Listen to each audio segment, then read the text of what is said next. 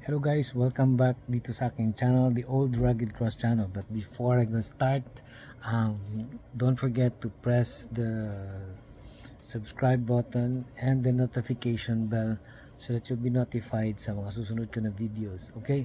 Now, kapatid, hindi talaga maiwasan sa buhay natin, nagkakaroon tayo ng mga depressions, ng mga loneliness, and then yung bang kakawalan ng pag-asa, and then it seems like everything is almost to end, no?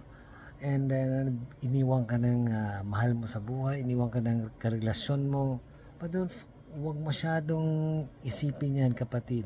According to Jeremiah chapter 29, sabi niya sa verse 11, "For I know the plans I have for you, says the Lord. They are plans for good and not disaster, to give you a future and a hope. In those days when you pray, I will listen. If you look for me wholeheartedly, you will find me." O, diba minsan naghahanap ako, may Diyos ba talaga? Pati pinapakinggan nyo aking pagdarasal.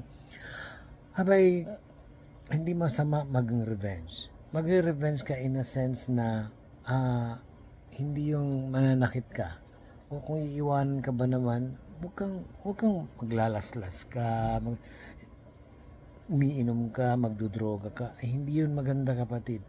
Why not make yourself beautiful, handsome?